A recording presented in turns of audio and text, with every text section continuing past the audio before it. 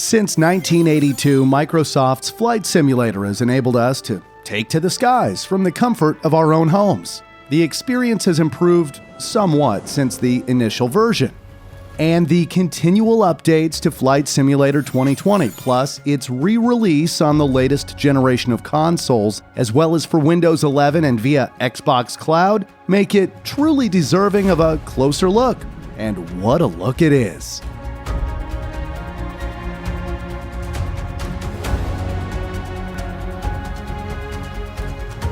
For those wanting to control airplanes and explore the world from the comfort of home, there has never been a more exciting time.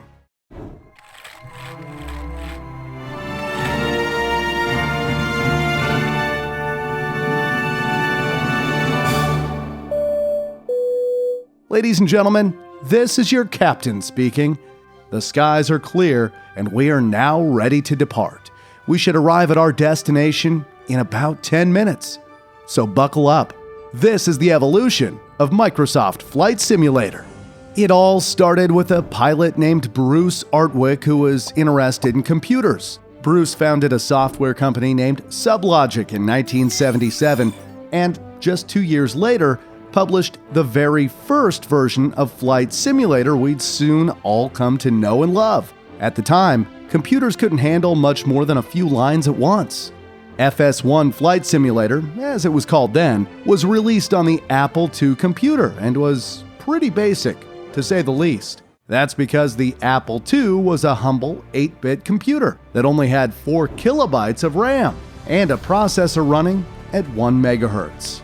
Microsoft soon expressed an interest and obtained the license from Sublogic to create the original Microsoft Flight Simulator in 1982, also referred to as Flight Simulator 1.0. It featured much better graphics, with color this time, variable weather, and the time of the day.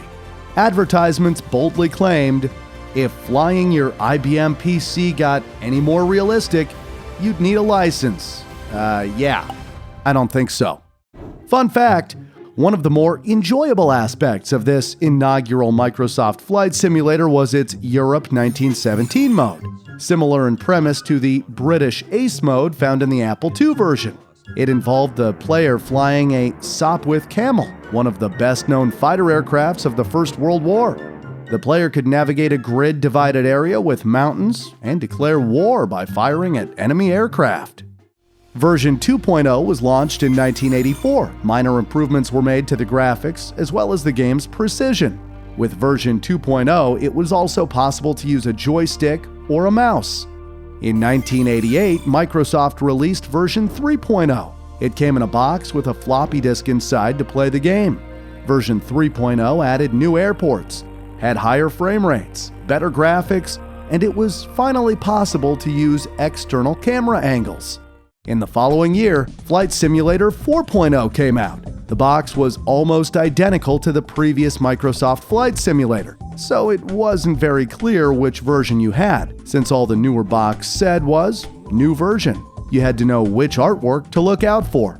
Anyway, version 4.0 featured upgraded aircraft models, dynamic scenery, random weather, and special modes, including a mode where you could fly a World War I airplane to shoot down enemies. It also had some very beautiful, nostalgic music.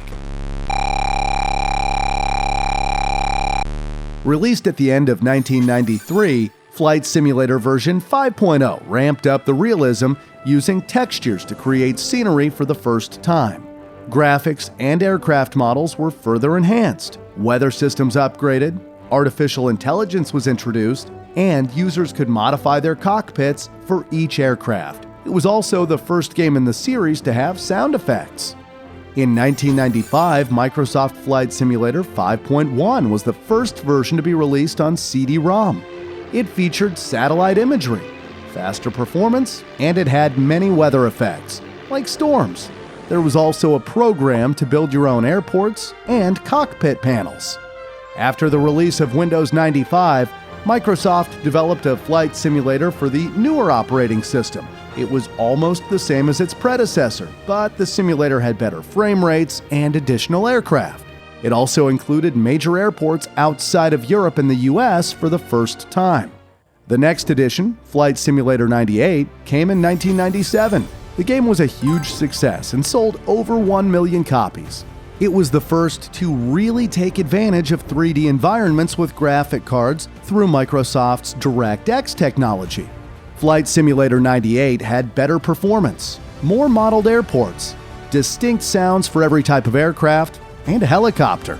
2 years later, Flight Simulator 2000 was released. Many were disappointed that the game demanded a high-end computer to play it, and even on expensive systems, frame rate stuttering was a problem in denser areas of maps.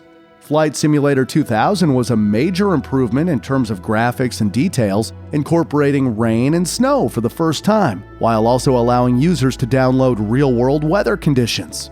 New aircraft were introduced, including the Boeing 777, which had recently entered service at the time, and there was the supersonic Concorde. GPS made its debut and dynamic scenery was updated with more detailed models, and AI was improved to avoid collisions while taxiing.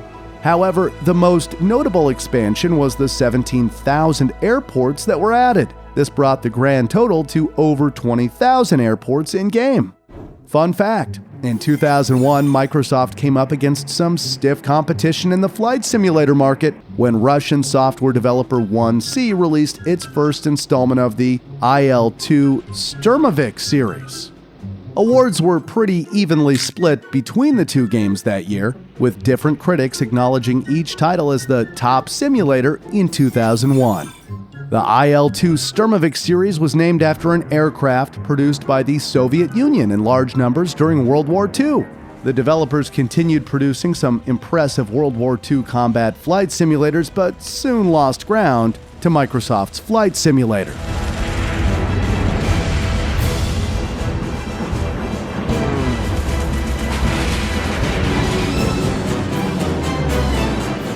Continuing on, Flight Simulator 2002 was released in 2001, shortly after the 9/11 terrorist attacks. Microsoft found itself at the center of much controversy because reports showed that the terrorists had used Flight Simulator to prepare for the attacks. Due to the terrorists' actions and out of respect for the victims, the Twin Towers were abruptly removed from the game. The 2002 simulator introduced air traffic control to communicate with airports and artificial intelligence aircrafts to fly alongside computer-controlled air vehicles. As expected, the visuals once again outshone all previous versions, and the game seemed to run much smoother thanks to some tinkering by Microsoft. Next up was Flight Simulator 2004, A Century of Flight, which celebrated the 100th anniversary of the Wright brothers' first aerial achievements. It featured several historical aircrafts, including the Wright Flyer that was used by the famous duo. One of the key focuses of the 2004 edition was the weather, which benefited from a revamped system. Players could now see clouds in 3D, and the weather was localized, meaning it varied according to where you were and what the weather was likely to be in that region in real life. Adding to the realism was a more reliable GPS system and more detailed air traffic control. Then came Flight Simulator X in 2006. With its higher resolution textures and a more engaging multiplayer experience, it lived up to its name by offering an X factor that had been missing from the previous titles. Oh god, Tenerife Part 2 just occurred on runway 9. And Tenerife Part 3 within 30 seconds. Yeah, we just had a triple collateral on the runway between 3 747s and an extra 300. Flight Simulator X allowed players to be an air traffic controller and 2 players to fly in a single airplane.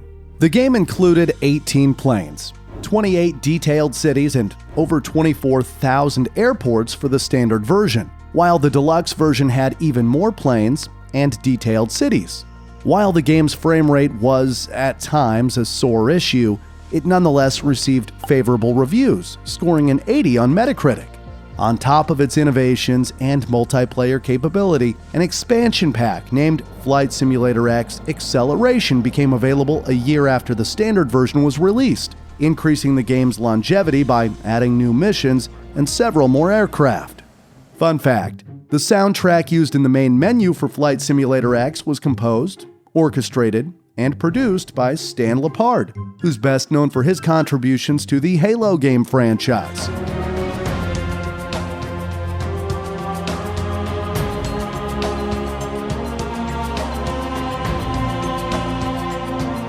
Anyone who played Flight Simulator X will likely recognize the default audio track, Pilot for Hire, or FSX-01, which was brought back as a legacy menu option in 2020.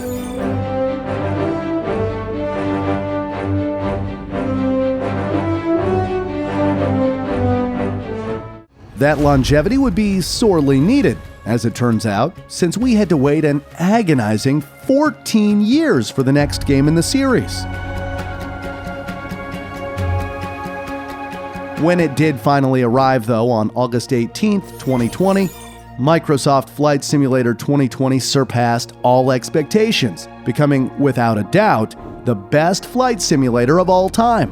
That's not just my opinion as a captain either. It currently holds an outstanding 91 out of a 100 score on Metacritic and has picked up several awards, including Best Sim Strategy Game at the Game Awards in 2020. Why is it so good, though? Well, firstly, the graphics speak for themselves, especially if you're playing on a modern system with the best possible resolution enabled. The in-game environment is essentially a virtual recreation of the entire Earth, built using textures and data from Bing satellite imagery in conjunction with Microsoft's Azure system. This groundbreaking technology was used to generate photorealistic 3D models of buildings, trees, water, and other geographical features. Incredibly, you can fly anywhere on the planet, including above the skyscrapers in New York, the pyramids in Egypt, and even your own home. Famous landmarks everywhere in the world can be seen, and new handcrafted locations are added all the time. What's more, the flying conditions are as close to authentic as possible, with advanced physics and real-time weather updates, meaning if there's a storm outside your real window, you can fly through it and experience it from the sky in-game. The level of realism, combined with the scale of environments and seemingly endless features in this game, are breathtaking. However, when the game first came out, there was a sharp intake of breath for another reason. It was suggested that to play the game at its best, a high-end computer was needed. A minimum of 150 gigabytes of storage was required for the PC version, but the game has since become much more accessible, now that it has been released on the Xbox Series X and S, and even on the Xbox One via the Xbox Cloud. Oh yeah, and you can now even fly planes on Microsoft Flight Simulator in virtual reality, making flying more realistic than ever before. So far, 3 editions of the game have been released. The Standard Edition consists of a staggering 37,000 airports, 30 of which were handcrafted, plus 25 flyable aircraft. The Deluxe Edition adds 5 aircraft and replaces 5 more airports with handcrafted versions. Then there's the Premium Deluxe Edition, which adds another 5 aircraft and replaces 5 more airports with handcrafted versions. The game's developers, Asobo Studio, are constantly improving the game in the form of sim updates, which deal with the aircraft models, flight controls, flight modeling, physics, weather engine, and user interface. There have been 10 sim updates in total as of August 2022. There are also regular world updates that aim to keep the global terrain in check, ensuring airports, water masks, buildings, roads, and landmarks are all as they should be. In addition to maintaining an air of realism and attention to detail and the satisfaction that comes with it, the development team has released expansions that add a whole new element of fun and competitive action. The Reno Air Races expansion came out in November 2021 and featured multiplayer races with a global leaderboard and single-player time trials. The full collection of the Reno Air Races DLC went on sale at $59, for which the buyer would receive 40 unique, officially licensed, and carefully modeled planes, which could be flown anywhere in the base sim once purchased. Alternatively, you can buy 4 starter planes for only $19. The second expansion released for Microsoft Flight Simulator 2020 was Top Gun Maverick in May 2022. Offered as freeware to coincide with the movie, the DLC brings fighter jets, training missions, and a fully functional aircraft carrier to the game. Hopefully there will be even more expansions in the future, but if you haven't checked out these two, I highly recommend them. Fun fact, Microsoft Flight Simulator 2020 was so popular that it led to a shortage of flight sticks in stores. Even on Amazon and in many stores, the best-selling sticks were unavailable to buy new for quite some time during the game's release month. Thank you for flying with Flatlife. If you enjoyed this trip, then please consider subscribing. I'll see you again soon.